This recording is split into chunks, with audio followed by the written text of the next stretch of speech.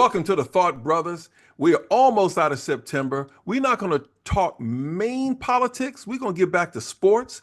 If politics comes in, it's only because we're sneaking it in. We're going to kick it off to the financial analyst. Carlos, you got your 10 minutes. You do whatever you want to do. Come on, people. Come on. Let's talk some NFL. Come on, man. Look, you know where we got to start at, right? It looks like what's that?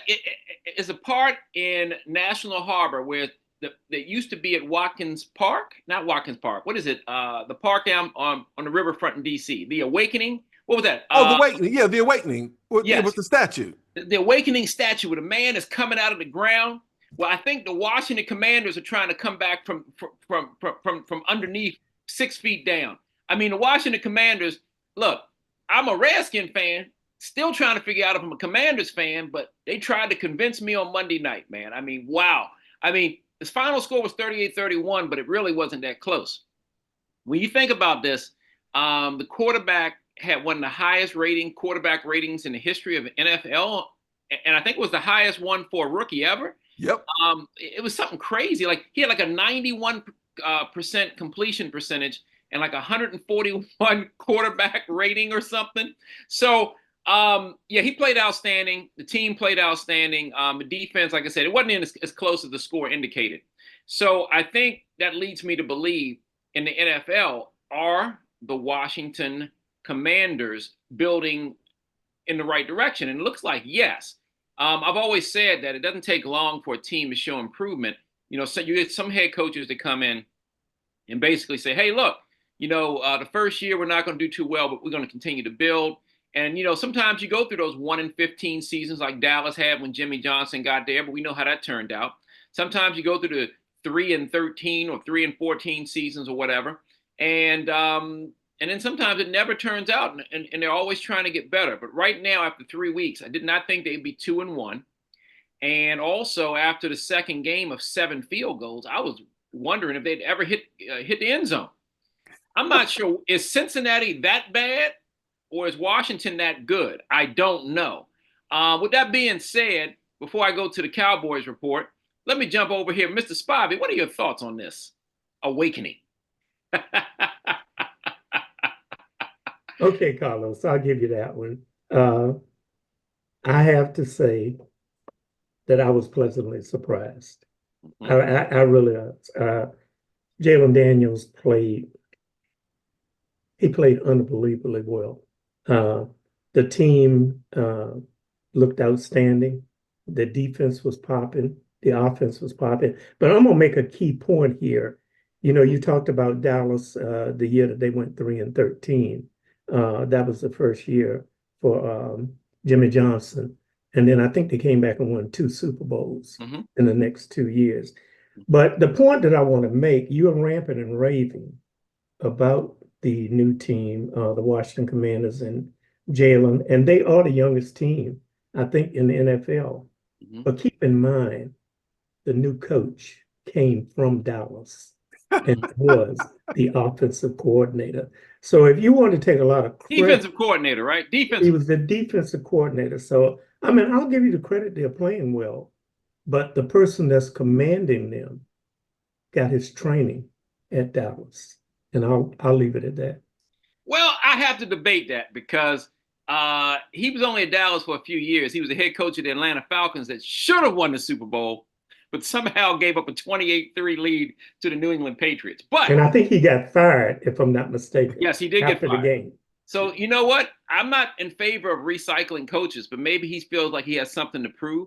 And with that being said about the Washington Commanders, and also for my DC people, that was Haynes Point. The Awakening was at Haynes Point. Right. Then it now is at National Harbor, which is actually in PG County, but you can see DC and Virginia from the Awakening at that point of the Potomac.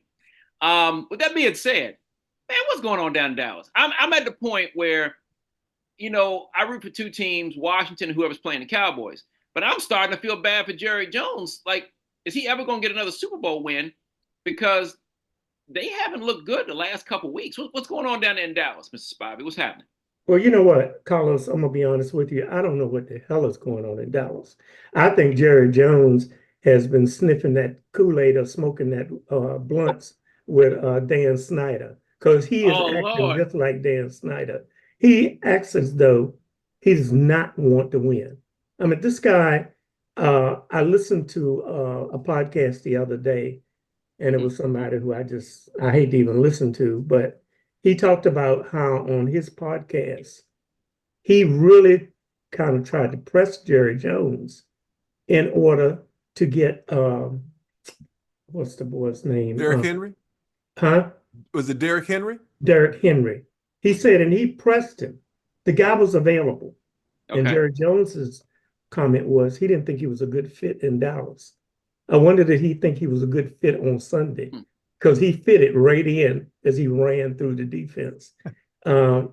It troubles me. You had a guy there named Tony Pollard, who was a running back, a very strong and a very good running back. What does Jerry Jones do?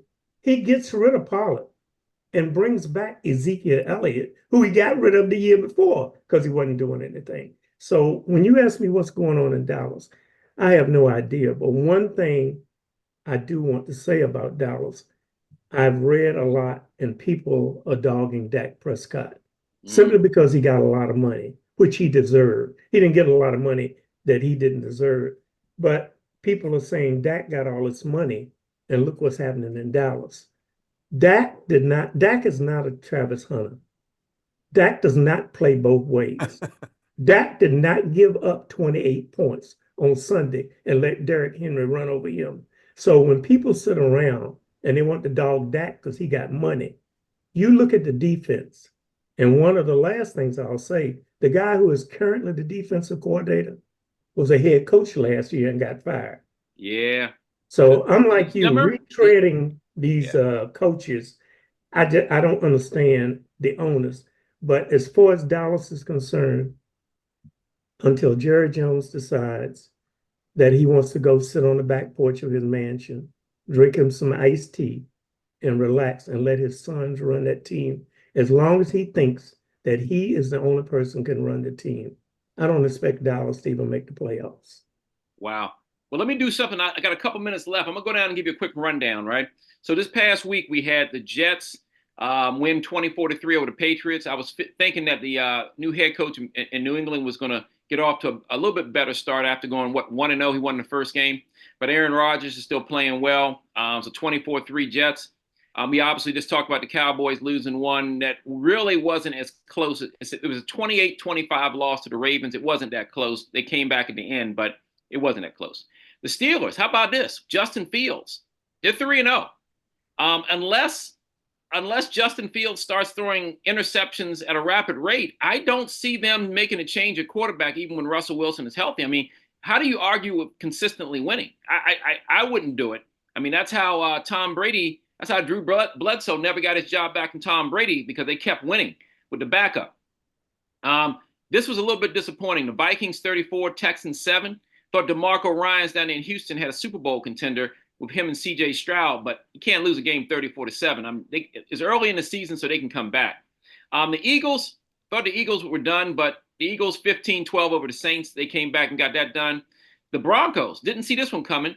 They beat the Buccaneers 26-7. We were thinking the Buccaneers were really a good team. Yeah. So what's that guy from, is it Bo Nix from Oregon or something like that? Like Bo knows. He looks a little bit different than the Bo we used to, but in the 80s, but Bo knows up there in Denver. We're talking about the Giants 21-15 over the Browns. I didn't know how the Giants were going to respond. And come to find out, after they lost to Washington, they did say the kicker was injured. So that's why they kept going for 2 points, even though they weren't getting them converting. But the Giants did win 21-15. They played the Cowboys, Thursday night. So that's going to be a big game. They're both 1-2. The Colts, Colts beat the Bears. So was it Caleb Williams from Bowie, Maryland, is still looking for his first win as an NFL quarterback. So we'll see what happens with that. The Raiders lost to the Panthers 36-22. I thought the Raiders had something going, but again, it looks like we have no consistency this year. The Seahawks beat the Dolphins 24-3. And we sort of saw that one coming with Tua out on concussion protocol. So it looks like the Dolphins are not the same team without their star quarterback. The Cardinals lost one to the Lions. The Lions are Super Bowl contenders, and the head coach now has to move because people know where he lives at. That is a different story for a different time, but Yeah. it's that bad out there. The Rams, we thought the Rams were dead, but the Rams are still alive. 27-24 over the 49ers. And then the Chiefs, hey, look, we thought they were done last year. They came back, got on a roll, and they're still on the roll. They're 3-0. And we talked about the Commanders 38-33. And then this one, the Bills, 47-10. So with that being said, one last thing is Brett Favre was on Capitol Hill, I believe, what was it, yesterday? And Yeah. he had some issues about some was it taxpayer dollars that was supposed to go for some Underprivileged kids. yeah, and it looked like he ended up using the funds for something to benefit his children at his alma mater. So that's a different story for a different time. But now I'm not sure if he said this to grab empathy, sympathy, whatever you want to call it. But he says he's been diagnosed with Parkinson's. Yeah. So I heard don't that. know what that situation is. Feel bad for anybody who's diagnosed with Parkinson's, because it does definitely shorten your lifespan. So we will see what happens with Brett Favre, who is definitely great on the field, but off the field, even though he's been diagnosed with Parkinson's, people are still very upset over his use of funding that went for to benefit his children at his alma mater instead of the projects it was intended to help people in the community down in Mississippi. That's what I got. Carlos, that particular situation is probably about 5 years old. Mhm. And Yeah, it is. It is. And he was not charged or prosecuted during that time for that offense. And that was straight up fraud. And, I feel sorry for him if he does have Parkinson's. Why Capitol Hill is looking into it now, I have no idea. Good question. I guess it's like, they're putting on a performance and justifying their existence. But I don't know, if nothing was done to him 5 years ago, I don't know what coming to Capitol Hill and testifying before a committee, what would be done to him now. So I just wanted to make that point. This is old news. Okay. Yep. You got it. What you got for us, Mr. Spivey? What you want to focus on? I did the NFL. What you got going on down there? Well, I'm gonna do a little switch. I mean, All there's so much going on in the news now. One of the things I wanted to do, and last week we had the gentleman on here. His name was Ed. He was on here. Edward Stark. Sargent. I'm sorry. Edward Sargent. Edward Sargent. And he said a few things, and it kind of triggered something. And that night I got in bed, I had a hard time sleeping because I thought about what he said. And he was talking about athletes supporting one another, or Black men supporting one another, and how they don't do that anymore. And it triggered my memory to back during, I don't know, Carlos, you may be a little too young to remember it, but it was called the Chicago Summit. And this was Gary, I think I sent you the picture. Can you bring it up? Yeah, sometimes some people have known it as the Ali Summit also. That it has had that name also. But this is an iconic picture. A lot of the Gen Zs, X's, and Y's probably would not know half of the people in this picture. But if you look at on the far left, that's Bill Russell. That's Muhammad Ali in the middle. James Brown was the one that organized this. And the gentleman to the far right, his name was Lou Alcindor. And so I'm going to basically concentrate on those guys.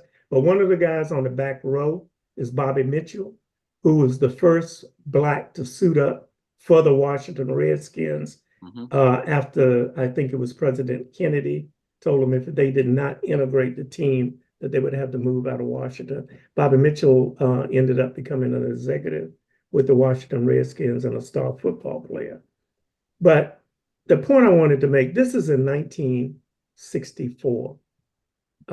Muhammad Ali, who is the second from the left beside Bill Russell, at the time, early on in his career, he was known as Cassius Clay. He won Olympic gold medals, and then he turned pro. And Ali was very flamboyant.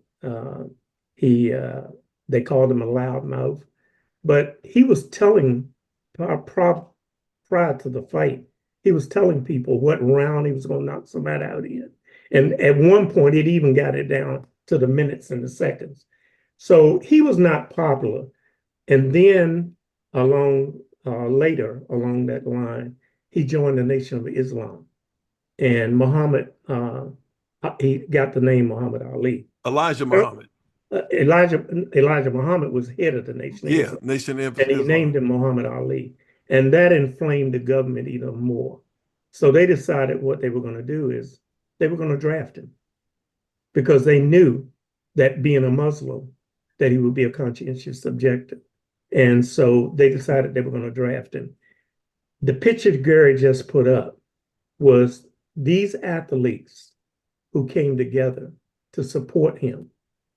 And in this picture, what was troubling, what Ed had mentioned, on the far left, you had Bill Russell. At that particular time, Bill Russell was playing for the Boston Celtics. Boston Celtics was known as one of the most racist teams in basketball during that time. They had a coach named Red Auerbach, who was an excellent coach. Jim Brown had retired from the Cleveland Browns.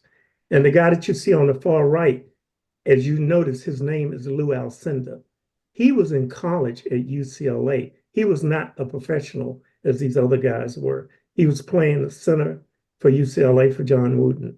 That year, they won 2 collegiate championships. The point that I'm trying to make is these guys put their careers on the line, and in some cases, their lives, to support Muhammad Ali. I'm going to ask you, Carlos, if you had a situation like that today, what people do you think should be sitting at that table? What people should be sitting at that table? Oh my gosh. I mean, you can go down the list, right? You can start with LeBron James. You can start with, guys in the NFL. I mean, you can start with Deion Sanders being a player and a coach. I mean, you can keep just naming big time professional athletes and coaches and things that people identify with on the highest level. Michael Jordan, even though he's retired, he should still be there. These people could change the world because people listen to them. Where they wouldn't necessarily listen to the average player or person on the street. But unfortunately, a lot of people have chosen to stay away from things that affect the community, and I believe one of the athletes I just mentioned, and don't quote me, and I'm not going to say which one, but one of them said, "Hey, I'm not a politician." I know exactly which one you mentioned. Yeah, me too. I'll do things, I'll support the community. I'll give some money and I'll donate some, but I'm not going to, I'm not a politician. I'm not going to go out and, what Republicans buy shoes too. Yep. That's what he said. And, from his perspective, he didn't hurt his bank account. He seems to keep growing every single day. So it's, that's, gosh, what do you say, man? What do you say? I mean, still helping out behind the scenes, but do we need more people to come out from behind the scenes and have a voice that affects the entire world and possibly the country instead of a few communities? I don't know. I'm going to give you an example of what I just spoke about with those 12 guys. In the NFL today, you have 14 African-American quarterbacks. Mm-hmm. I'm going to just name a few: Mahomes, Jalen Hurts, Lamar Jackson, Dak Prescott, Deshaun Watson, Russell Wilson, Geno Smith, Desmond Ridder, Joshua Dobbs, Justin Fields, Jordan Love, Bryce Young, C.D. Stroud, and Anthony Richardson. I'm going to just take the first 4.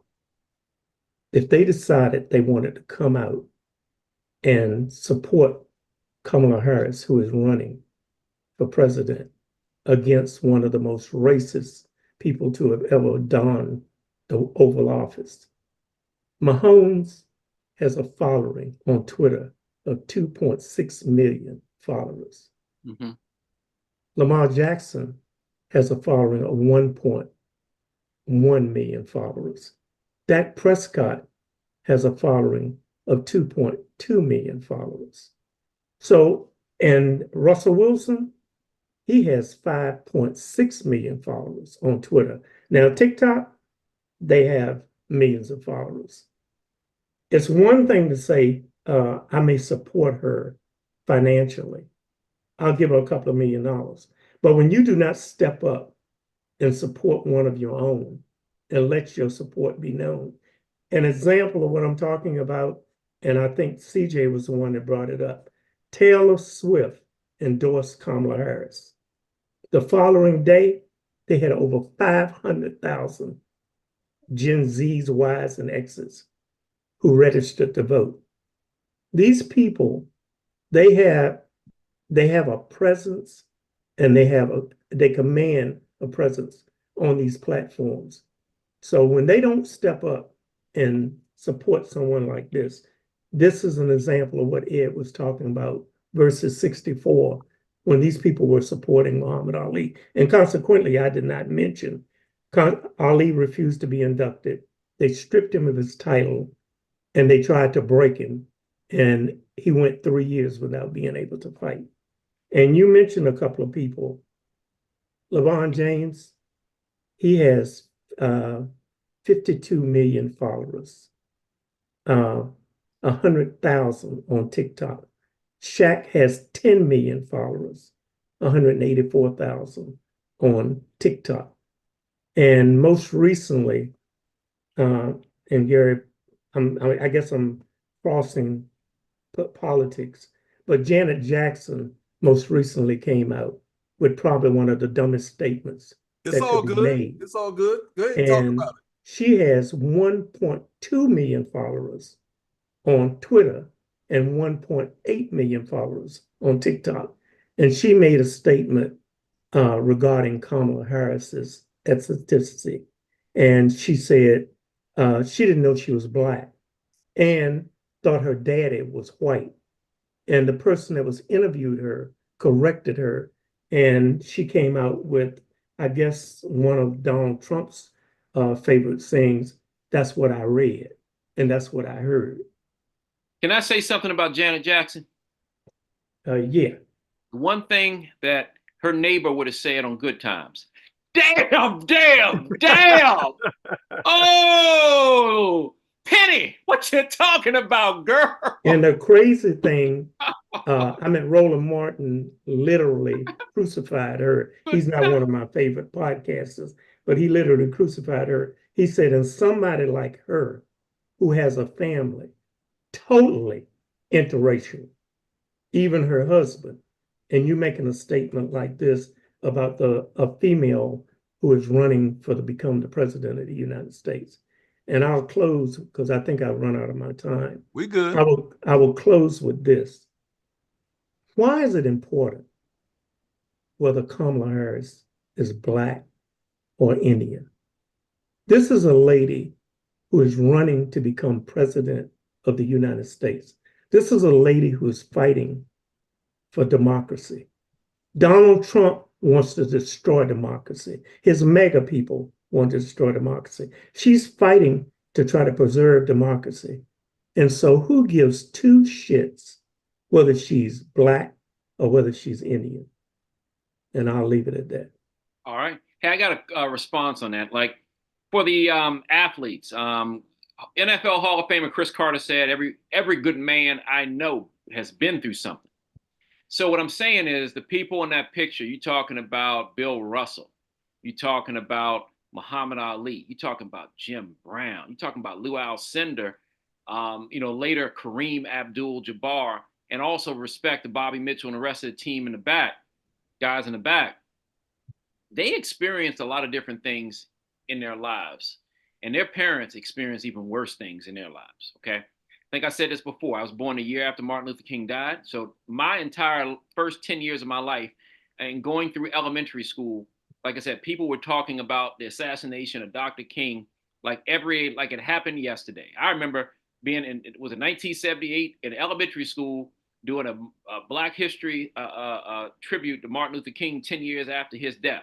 I mean, they were talking about it so often, I felt like I knew Dr. Martin Luther King. I mean, I felt like, this guy, he passed before I was born by a year, but I felt like I knew him because, and I heard him talk about the struggles and the things that happened and how they killed so many people in the 60s and how they couldn't go to parks and how the parents couldn't go to restaurants and how the parents were complaining, but the grandparents had it worse. They couldn't go to some grocery stores and they couldn't walk down some street. I mean, the things that even though I didn't see a lot of that firsthand, I felt like it because I kept hearing it as I'm growing up. That's all I'm seeing. That's all I'm seeing and hearing. I'm driving down 14th Street in DC trying to ask my parents why all these buildings are burnt out. And they said it happened during the riots after Dr. King got killed. And I'm like, oh, wow.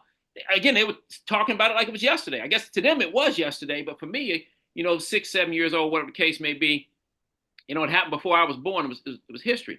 So I'm affected by these stories. And then, as you grow up, as you start to grow and you start to see things happen in the news and the media, and you're trying to figure out how come there's only 2 black quarterbacks in the NFL, Doug Williams with the Buccaneers and Vince Evans with the Chicago Bears. My father says, well, the owners are white and they don't think black quarterbacks are intelligent enough to play the position. I'm like, what? What the hell? And you're kidding, like, why? So even though it was a different type of racism, it wasn't going to a restaurant, it wasn't going to living in a particular building. You start to see things. We had I think I've mentioned it before, a white family that was friends with us, and when we lived in Atlantic City briefly, and they told them that we could not come back and visit them, or they were going to put them on the street. They did not want blacks in their apartment. But so again, it wasn't as bad as our parents or grandparents. We started to see things. The point I'm trying to make is the younger generation, a lot of these guys haven't seen anything. What have they seen? That the white kid, star football player, gets the parking space closest to the clubhouse, and because they're black, they have to park further back.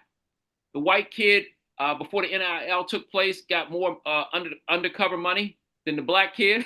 I mean, their struggles of race and inequality are much different.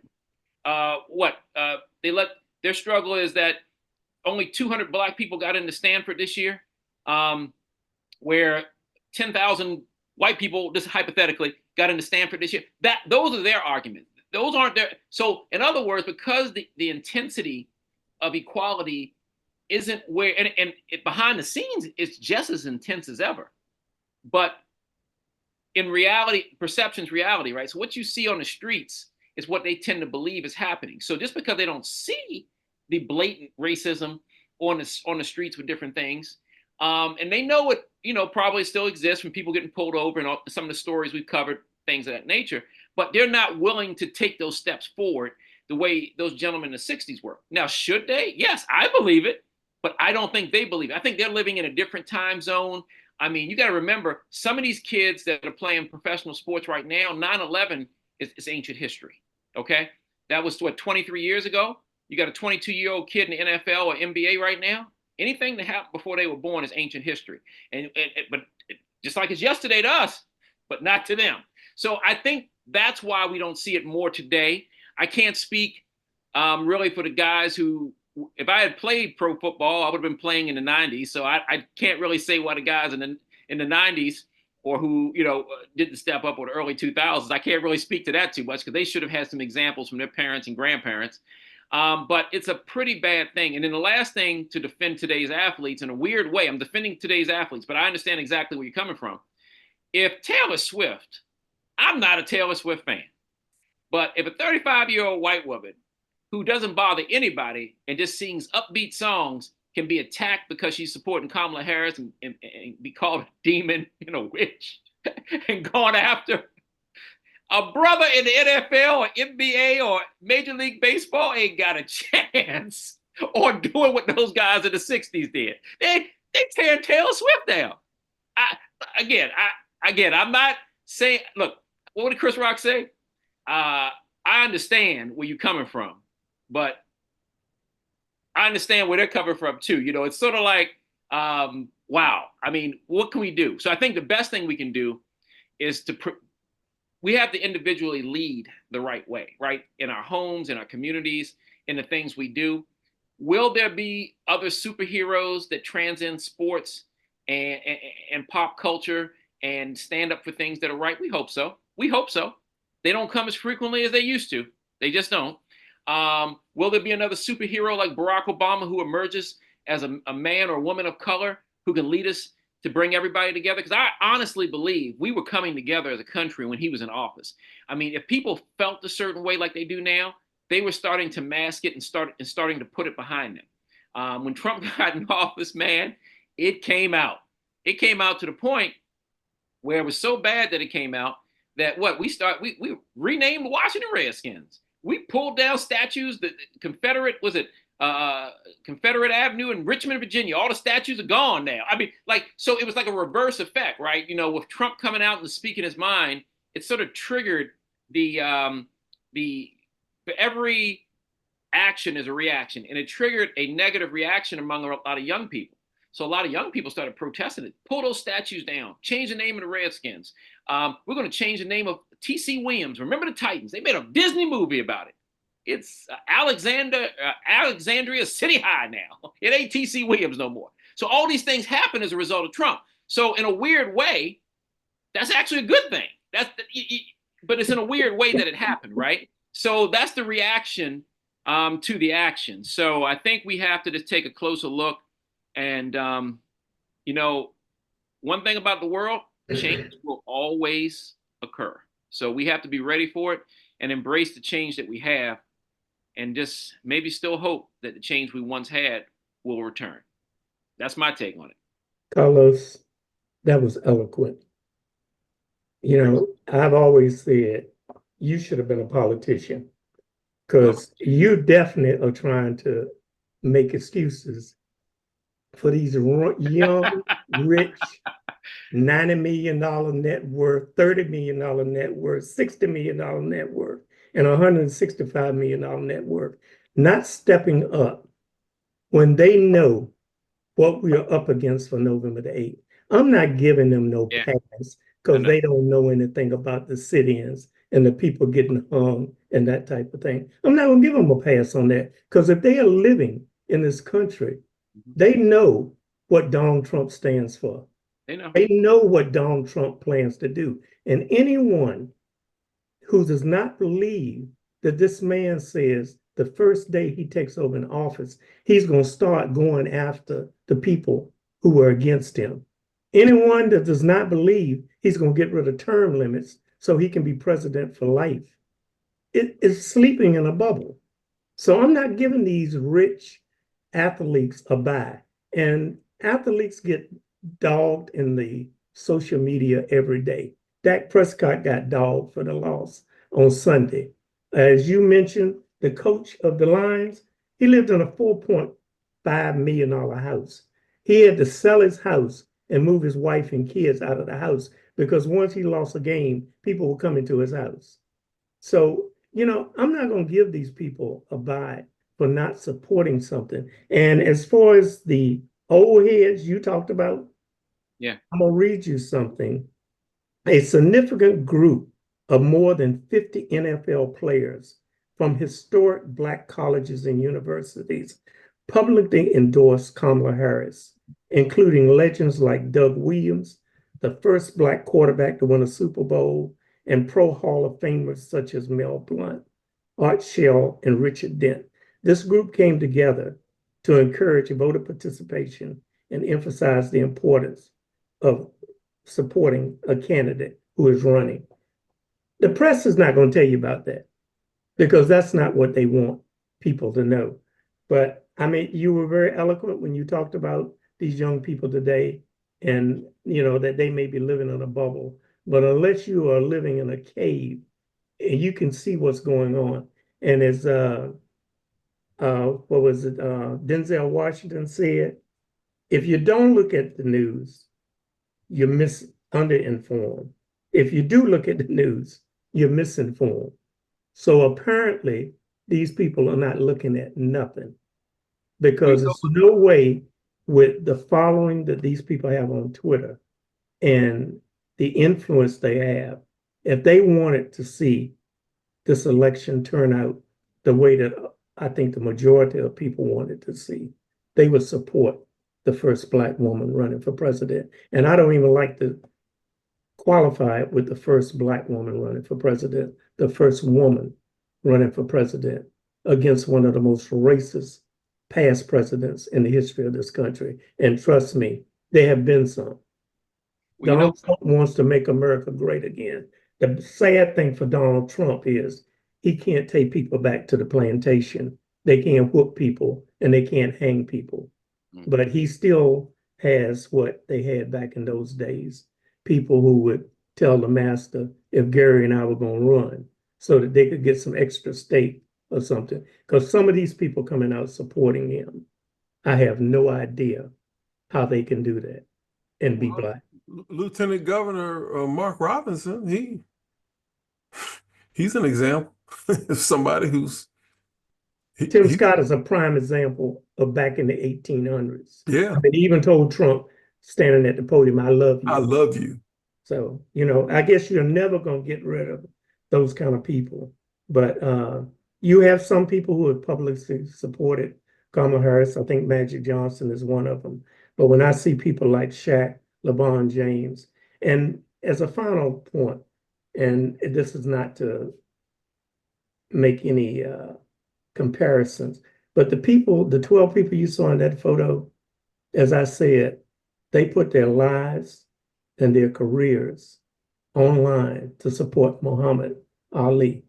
If you took every one of those people in that photo, all told, and you said what was their net worth, I don't think their net worth in 1964 would have been $10 million.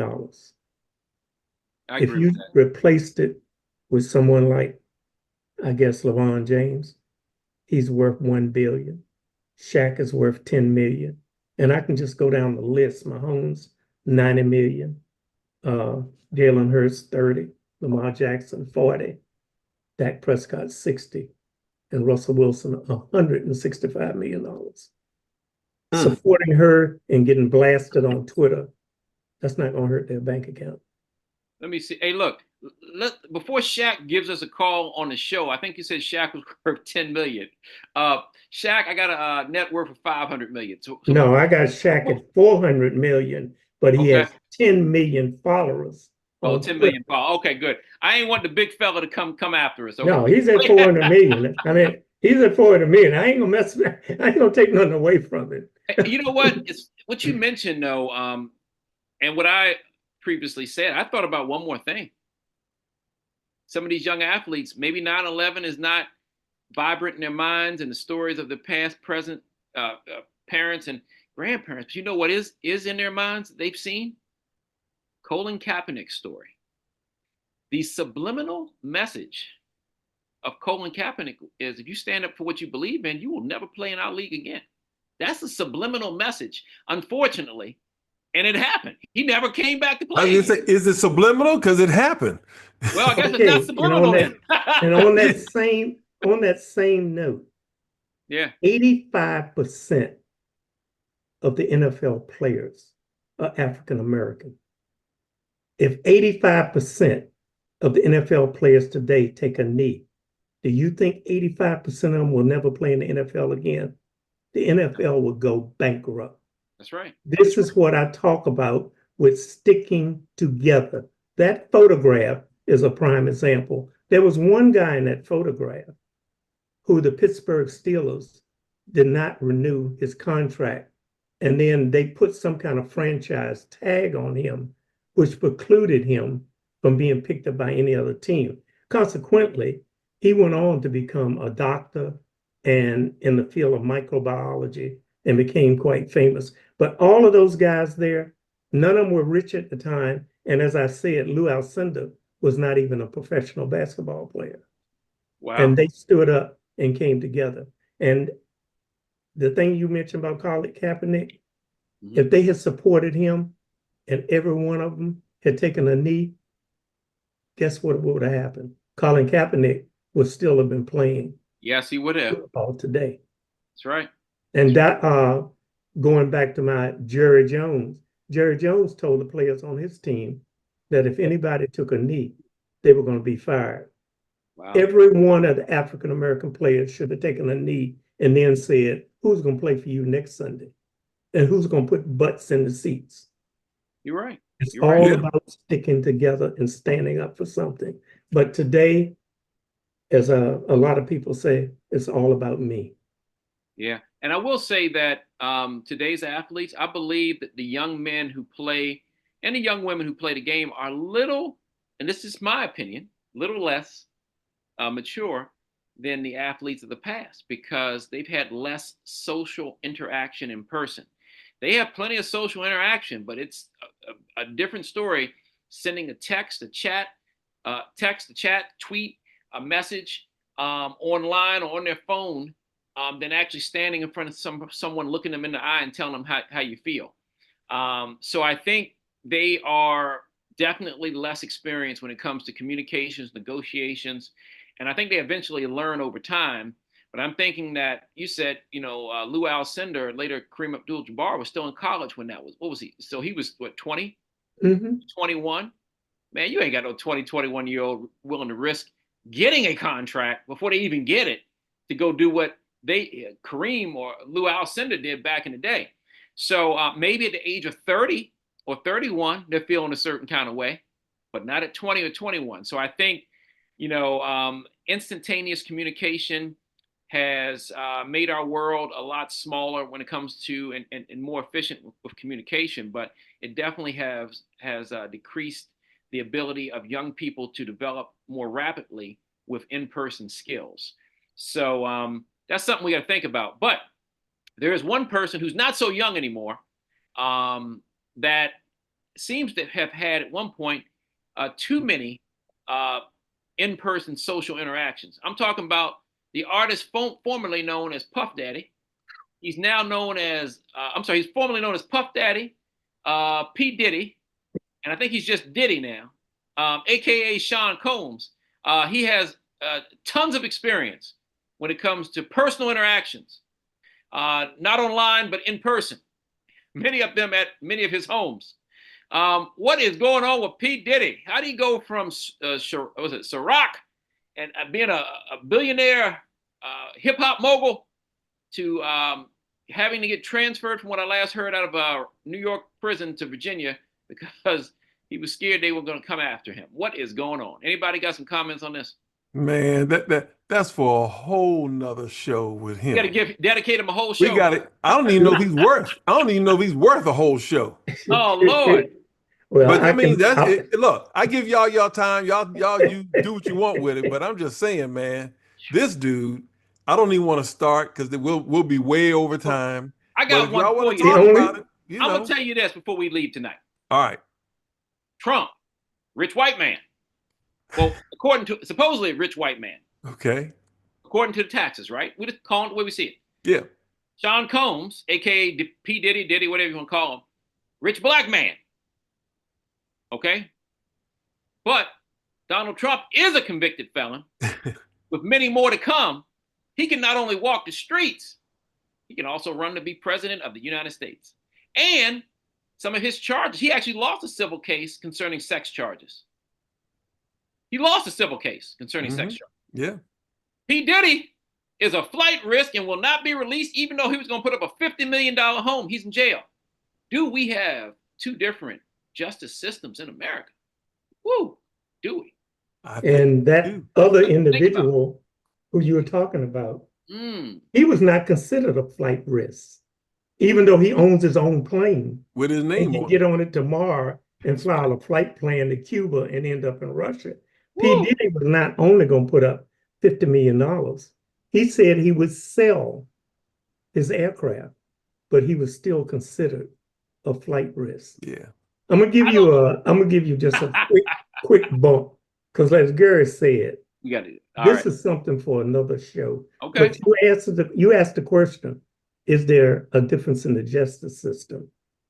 Bernie Madoff, who pulled the largest Ponzi scheme in history, people committed suicide because of the money that they lost from Bernie Madoff.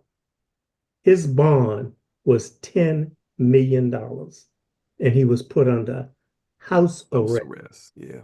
Harvey Weinstein assaulted over 70 women.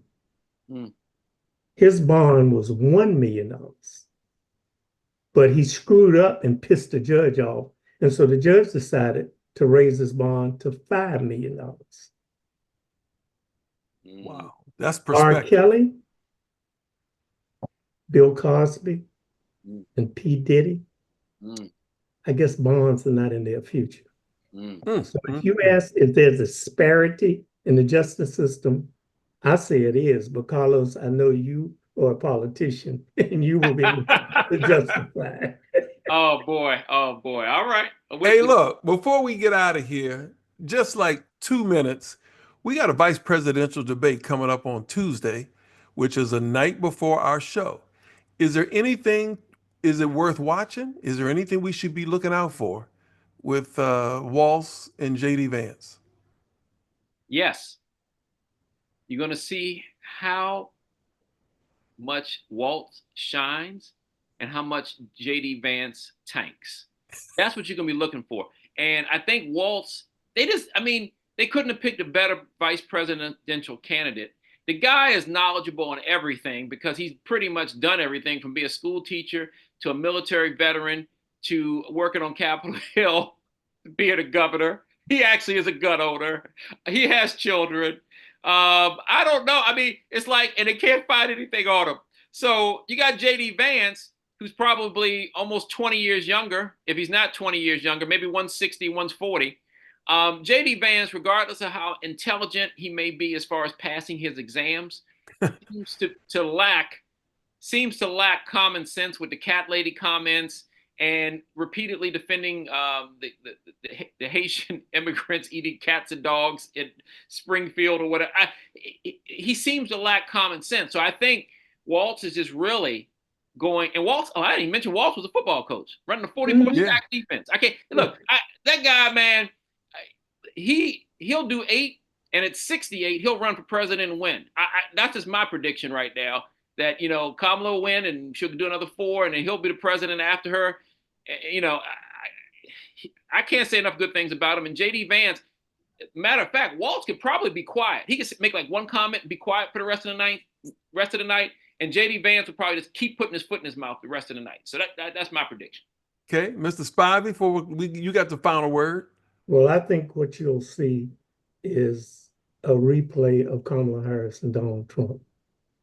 I think what you're going to see is you're going to see a man in Walsh who has been all around the block, who's an all-around American, a man who stands up for democracy. And I think what you're going to see with JD Vance is a more intelligent Donald Trump, but one that still has no healthcare plan.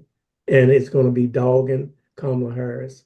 And I can understand why Donald Trump picked him, because he is definitely a Donald Trump clone, just not as dumb as Donald Trump. But it's going to be interesting. I agree with you, Carlos. I think Walsh just needs to do like Kamala Harris did, just throw out a few little bullets and carrots and let him go to grubbing and eat it up. And, hey, look, I would say this. Trump, like you said, he was winning the election, right? Based on whoever his campaign, I don't know if he has the same campaign manager now that he did up until the time Biden dropped out, but he was winning the election based on the fact he wasn't criticizing Biden's age. Okay. Yeah, he was talking, he was saying crazy stuff, but it seemed like they didn't know what to do once Biden dropped out because they didn't expect it, and they expected the easy win. And when Kamala came in, I think it's almost been like an act of desperation. And they've just been saying outlandish stuff that just obviously isn't true. And I think that's why we've gotten to a point where it's just to the point where literally they're defending the position of people eating cats and dogs and things of that nature. So I think it's going to carry on into the debate with the vice presidential candidates. Get ready. It's probably going to be more comical than informational or informal. So just get ready for it. I think it'll be something. We'll have a great show next week talking about P. Diddy and the vice presidential debate. I think you're gonna see more of what you've seen with the dogs and the cats. I don't know if you're aware of it, but Donald Trump brought back Lewandowski. Corey Lewandowski. But one of the people he brought back is one of the dirty tricksters, is Roger Stone. He was the architect behind January the 6th. Yeah. And he's brought him back. And I would not be surprised if the dogs and the cats that Trump and Vance is spewing came straight from Roger Stone. And ironically, if you're black and you're hanging out with other convicted felons, you can go back to jail. Yeah. But if you're Trump and you're hanging out with past convicted felons, it's acceptable. Yeah. Yeah. We got a lot to think about, y'all. All right. Hey, look, again, we are the Thought Brothers. Until next week, you see, they've kind of given you a little preview of what's coming. Until next week, we are out of here. Have a Have a good good weekend, people, and a good week.